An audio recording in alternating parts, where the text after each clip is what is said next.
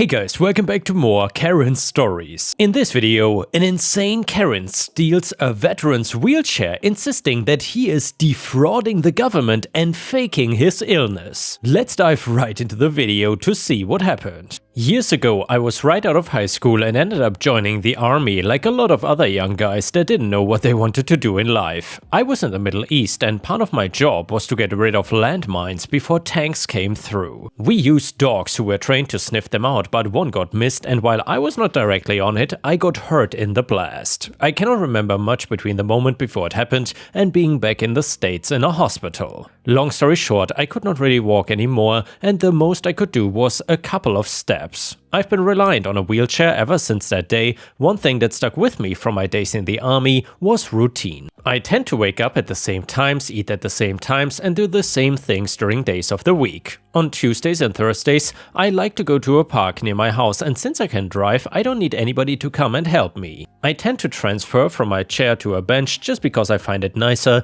and it makes me feel more like everybody else at the park. During this one Thursday, two little kids came sprinting from the parking lot screaming and just acting like terrors right away. They spotted my wheelchair and decided that it was the best and coolest toy they ever saw and started to try and play with it. The chair was locked so it couldn't go anywhere, but they were shoving it around and trying to force the wheels to move. One of them climbed onto the seat part and started jumping like it was a trampoline. These kids were going to break, and everything I just described they did within a minute. Right away, I tried to stop them while also keeping my cool because they are just kids and don't know any better. Me, whoa guys, that's not a toy, that's my wheelchair and I use it to get around. You need to go play with the actual toys on the playground. Kid number 1, I want to play with this. Kid number 2, yeah, shut up. The first and only time I heard a kid, probably no older than 4, telling me to shut up. Before I could say anything else, a woman came by and I figured, okay, their mom will stop them. Nope, she just watched and even was angry, thinking her kid yelling at me meant that I was doing something wrong. She was clearly a Karen, and since I'm not creative with names, I will stick with that.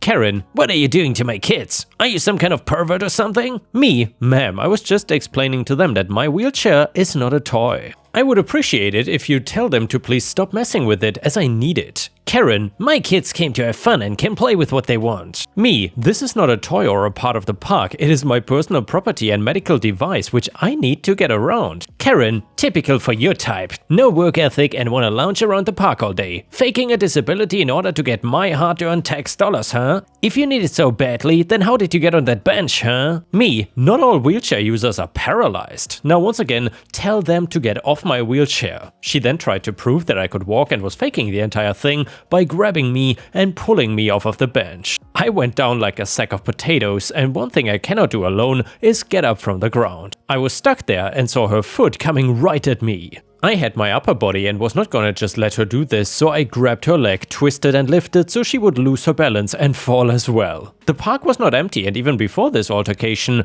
people had been watching since Karen was not quiet and her kids were also very loud. The random parkgoers pulled out phones and had already been recording when Karen threw me to the ground. Police had also been called and arrived only a few minutes later, as the park is not far from a police precinct. They saw me on the ground, but of course Karen started crying that I assaulted her and her children. People showed them the footage as well as me, asking them for help getting up and back into my chair, which for anybody wondering was luckily not damaged. During the sob story that Karen told the police, they had one major question for her: where are your kids? The two had, I guess, gotten bored of my chair and at some point wandered off on their own, neither one old enough to just be off without an adult watching them, and that was obvious by what the police saw them doing. They had made it to the swings and were standing on them trying to use them that way. In the sand near the swings were other kids crying and looking as if they'd been kicked off the swings by the two aggressive brats. The police told her to get control of her children before they would discuss anything she had to say against me. Videos don't lie, and it was clear that she started the assault, and the only thing I did was self-defense in not letting myself get kicked.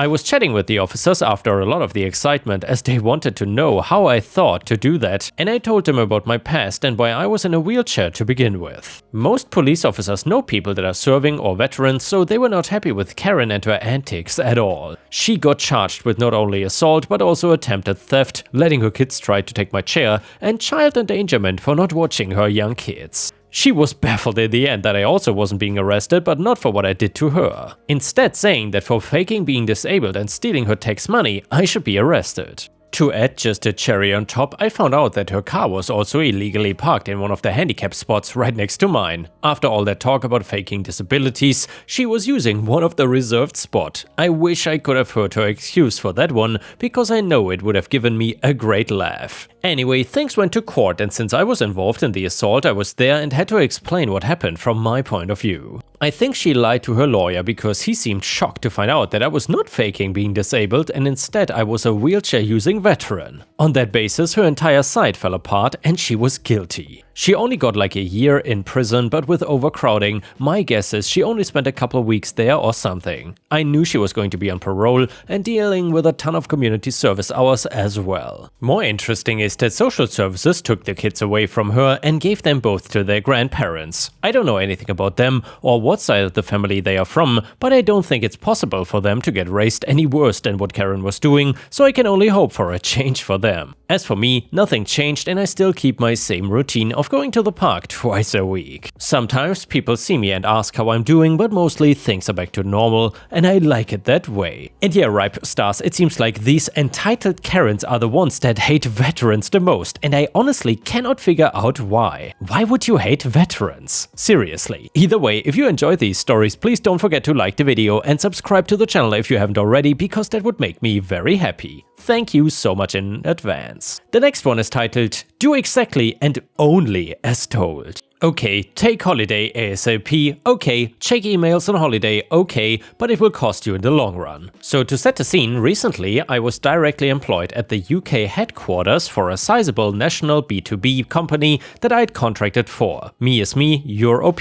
Bob is my new micromanaging boss. Jim is my nice hiring manager. The guy who talked me into joining rather than continuing on contracts only mentioned as his warning to cover my rear, with Bob made this possible. So to the story before you lose interest, Bob started our relationship with a request for a one-on-one meeting to understand my role, as it was one they had never experienced except as an end stakeholder. Seems promising, so I prepare a concise but thorough briefing presentation to outline core deliverables and resource allocations as they stood. Dear reader, I lie not. The second slide showing the period spread of legal and corporate compliance activities was up for 3 seconds when I was instructed to cease presenting and dress down as follows. Paraphrased for expediency and clarity, as Bob had, as I later learned, a tendency to ramble on tangential lines. Bob said, "Do you presume to instruct me, a board director, your superior in all aspects, and your direct manager on how to run my subordinates?" Me? No, I presumed that you called this meeting to familiarize the key deliverables and legal requirements of a business area that was hitherto the exclusive remit of Jim. If this was a misinterpretation on my part, I apologize, and Bob cutting me off. "That's quite enough. You are here to be told what, how, and when to do your job." I'm having a mental replay of overheard break room conversations about Bob needs to control everything, and well, Bob is continuing as I settle into the at ease pose adopted by frequently disciplined grammar school boys and military recruits. I'm in charge, I give the instructions, and you treat anything that could be construed as a request as a direct order. The only time I want to hear from you is for clarifications, authorizations, or to confirm that you have received, understood, and actioned my orders. My blood was rushing in my ears, the nails on both hands were close to splitting my palms, but I knew anything I said would end badly for my salary, and I would have to play nice. Me almost gritting my teeth. Understood. May I clarify one thing, please? Bob with a look of utter contempt. What exactly was unclear from what I just said? Me reverting to a customer service developed crap-eating tone. Nothing was unclear, only you omitted to reveal how and when I am to receive orders. Bob turning crimson. Email when it hits your inbox. My PA will have minutes of this meeting ready before you've made it back to your desk. Now out. I'm too senior to waste more time on this. About 6 months later, after fastidious compliance with directives issued to me, mostly via Bob's nice but very timid PA, and careful cover my ass achieving of all comms and backups to keep us legal, and I add all the whilst discreetly exploring alternative career options both within and outside the company, I am in receipt of a meeting invitation to attend Bob's office. At last, the order came forth with opportunity for MC that started the avalanche. Bob not looking up from their monitor. OP, I need you to book 2 weeks holiday to be taken ASAP. This is off the record request is your #1 priority. Klaxons going off in my head. I'm about to be stood up to take the fall for the state our compliance submissions had fallen into, and luckily I did everything legally required of me. I'm not responsible under policy or law for the compliance, only what I'm told to do. Me deciding this is my chance to goat Bob's ego 2 weeks ASAP. Gladly, I can hand over everything by the end of this week, and I did get ahead of the monthlies in case you forgot to request them, so could start with next week and the week after. Bob looking oddly relieved and making eye contact. PA will process and authorize. Those monthlies better be perfect. You're dismissed. Friday comes and the anticipated flurry of last-minute requests and instructions came through. Amongst the laundry list was the other gem I had hoped for. A direct email, not PA acting as, with instruction to keep company phone with me at all times and to keep regular twice-daily contact throughout the 2 weeks. No one asked what I was doing with my impromptu 2 weeks away from the office. I was fortunate to have the chance to fly halfway around the world to stay with my brother. 2 minutes booking flights, no luggage or hotel costs to worry over. Remember that order to be online? Early 2010s data costs were insane. Add roaming and you get where this goes. I dutifully followed orders and ate roaming data like a social media obsessed teenager. I logged hours and dutifully submitted them to payroll. I drank like a fish and had the best time with my brother. End of the month, I'm back and being a good peon, with my head down and keyboard clicking when the calendar entry pings in. Seems I'm to be favored with another face-to-face. I have an idea of what is coming, but oh boy, Bob appearing to be in the middle of a meltdown. What the hell have you done? Going lowercase to save your eyes, but this was at fire alarm in your ear volume. You have caused incalculable damage to my reputation in this company. The other bot and Jim were laughing at me, saying I cannot control you. You're out, you're over, you are... Me interrupting in parade ground voice, standing to my full 6'4", I'm covered. Your hubris and ineptitude are laughable. If I'm out, it'll be by my choosing and with a clean sheet. Jim knows full well that I wouldn't drop the ball on compliance regardless of you meddling in things you're not even aware of. Everything you forgot is covered except your own backside. You are not even peer-worthy, let alone superior to me, even though you may be higher ranking. And yes, I got that from a movie I cannot remember, but this part is crystal clear. I bid you good day. I turned 180 and walked out of the office into stunned silence across the open-plan 100-seat floor and back down to my desk. The fallout? I enjoyed the inevitable HR session chaired by Jim. I promised not to use any manner that might be deemed threatening for 6 months. I was also returned to reporting to Jim, who reinstated my overtime plus TIL for the time I worked on holiday and let me get back to keeping things compliant. Bob did indeed have a full meltdown soon after. My show of assertion crumbled the empire of fear they left to enjoy early retirement and faded into memory. And the next one is a Nutella revenge story. A few years ago, I, 35 male, was in a long-distance relationship and ended up moving states to move in with her, 36 female, at her suggestion. Straight away, it was terrible, a disaster. It was so weird because the second I arrived, she completely changed from the person I'd been dating in the past, including previously dating in the same city. Suddenly, every little thing I did was extremely annoying for her and she would call me out on it. One example was I have a fondness for Nutella, which is a chocolate hazelnut spread. Every night I would have a single spoonful from her big jar in her cupboard. This became an issue. She started going on and on about how I was eating all her Nutella. For days she kept raising it. It was particularly weird because we were both in good jobs, money was not an issue, and I was buying most of the groceries. So next time I was at the store, I bought a huge jar of it for myself. However, this in itself became an issue. Why was I buying stuff she already had? Didn't I realize she didn't have unlimited kitchen cupboard space? How stupid and insensitive could I be? Well, by this stage, about 3 weeks in, I realized I had to pull the plug and get out of there. I booked a flight which was 2 days away, enough time for Operation Nutella. I'd noticed the discount store had it on sale, so I bought a bunch. And by a bunch, I mean 3 cases, 72 big jars. On the final day, I waited until she was out and I spent an hour hiding these Nutella jars everywhere. Bathroom vanity, sock drawer, in her car, in her garden shed, inside empty saucepans. Some people might think, oh awesome, Nutella for life. Or just give it away, but she had the kind of OCD where I knew it would really bother her. Anyway, I moved back to my home state and we were no longer speaking. A few weeks went by. Then out of the blue I got a message, F you Nutella and F you. It made my day. And now let's move on to the next story. It starts like this. Something bizarre happened to me yesterday. I was pulling into a parking lot when the car in front of me suddenly came to a complete stop in the middle of the lane. Its owner, an older white man, turned it off, got out and started walking into the nearest store in the strip mall. He just parked his car in the middle of the lane. I could have gotten around it if I really tried, but it would be dangerously close to either his car or other parked cars, and I lightly tapped my horn twice at him, seeing as how I was essentially stuck now. He turned around and I rolled my window down and said to him, "That's not a parking space." He dramatically pointed at my car and then did his right this way motion with both hands, sort of aiming at the very narrow path that I guess he thought I should be able to get through.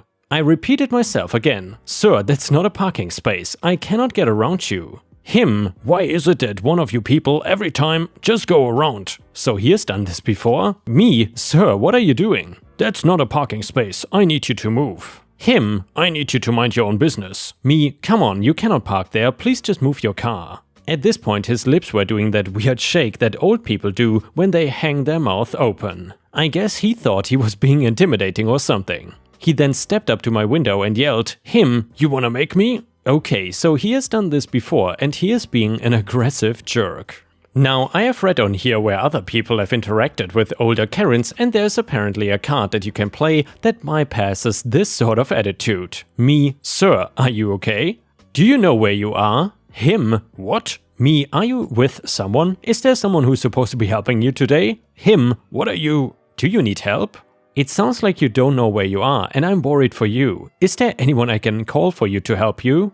I think he caught on to me at this point because he switched back from confused to being angry again. Him, "I don't know. Is there anyone I can call for you? Is that somehow a threat?" "I don't know." Me, "Sir, it's okay. It's okay, don't worry. You just stay right here and I will call someone who can come help you. Don't worry, it'll be okay. Just don't move and I will call for an ambulance." At this point I backed into a parking space that had opened behind me and pulled out my phone. I really was going to call 911, but only because he was too confrontational to be left unattended in public. Of course, as with most bullies, the moment they realized they don't have power over you, he gave up, muttered something and got back in his car and left. On my way out of the lot, I saw that he had miraculously found his way into a parking spot on the other side of the lot. And the next one is titled, "Insane Karen from Hell." So I'll start by saying that this story is from about 5 years ago, and my therapist mentioned it in passing as it was something I had spoken with her about years ago regarding my PTSD. I figured it's finally time to post this gem of a woman's story.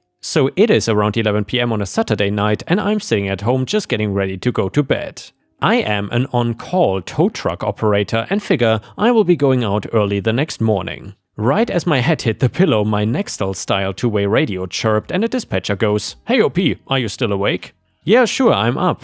"Good, we've got a one-car accident in the next town over. PD wants it expedited, so please hurry but be safe." Okay, I'm out the door. After a roughly 20-minute drive, I am headed out of this small town looking for the accident and I see it. The Corona and forensics van parked in the road amongst a dozen squad cars. A typical one-car accident has one officer sitting with it for paperwork reasons with the tow operator.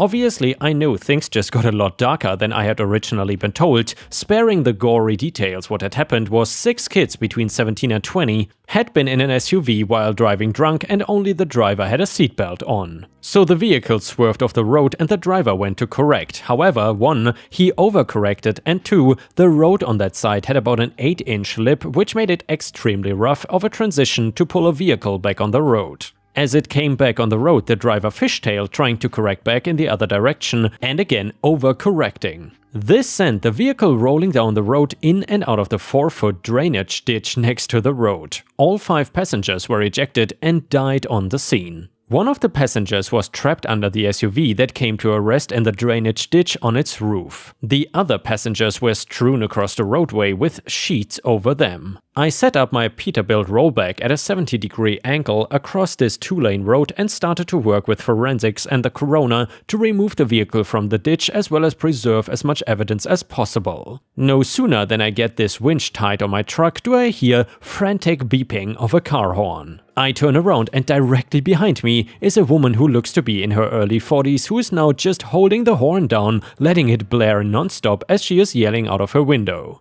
I ignore her and turn around to go back to this delicate job I'm in the middle of doing, wondering how Karen had gotten past the police roadblock that was roughly a third of a mile up the road at the nearest intersection to keep traffic out of the area. As I am slowly maneuvering this 8,000 pounds vehicle from the roof onto its side, the honking stops. Maybe 8 seconds later, I feel a hand grab my shoulder and I attempt to spin me around. I'm 6'3", 280 pounds, so there's absolutely no way this 40-something, 5'4"-ish, 160 pounds woman is achieving this goal. I let out a sigh as I stopped winching on the vehicle and looked at the sky with my eyes, asking every god I can think of for the strength to not headbutt this Karen. I turn around and attempt to say, me, ma'am, the road is closed due to a fatal accident. Karen, I don't care what you have to say, just get out of my way, I am late. Me, extremely annoyed now and talking over Karen's continued complaints. Listen Karen, 5 people just died here and there's absolutely no way anyone is driving down this road for hours. I suggest turning around and driving back through the police roadblock you somehow got around now. Karen opening with that line that we have all heard 1,000 times. Excuse me? I live right there, points back behind her vehicle, and I have to use this road to get to where I'm going. You will move your truck now or I'm calling the police. By this time, the forensics crew has heard all the yelling over the loudness of my truck idling up and the PTO engaged and walked over. Forensics crew do not dress like police, especially in the middle of the night on the weekends. They are dressed in plain clothes but carrying a badge on them, and they will put on a hazmat style suit if needed. None were needed on this scene, just gloves and such. Karen, which one of you is the manager? This man won't move his damn truck and let me through. I'm calling the police. She is actually holding the phone to the side of her head and talking to what we would later find out was 911. Forensics officer, ma'am, I am the police and I don't… Karen, I don't want to hear any more excuses. Move the damn truck. She was clapping between each word. You stupid dumb witch. Just do your job. I will lose my cool very soon. And yeah, Karen just continued and continued. She went absolutely crazy. And that is when finally the forensics officer said, stifling a chuckle, ma'am, if you don't get in your car and leave this crime scene now, you will be arrested. Just as the FO finished saying this, a squad car came screaming down the road from the same direction Karen came from and stopped behind her vehicle. The officer hopped out of his car and the very first words he said were Karen's Miranda rights. Karen, of course, screamed, kicked, swore that everyone else should be arrested and even tried to spit on me, which caused her to catch a tampering with evidence charge as we are on an active crime scene. By the time it was all done, her other charges were obstruction, assault on an officer, misuse of 911, interfering with an investigation, and she took a deal that netted her 18 weekends in the county jail. However, I did also tow her car as well. Monday morning I met her husband and he could not have been more embarrassed as he apologized over and over as he paid me and then inspected the vehicle and signed off that we didn't damage it. The impound cost roughly $600 as it was police initiated, after hours and storage. The charges were $150 impound, $50 after hours, $52 a day storage and $5 a mile each direction from our office, and our office was roughly 17 miles from there.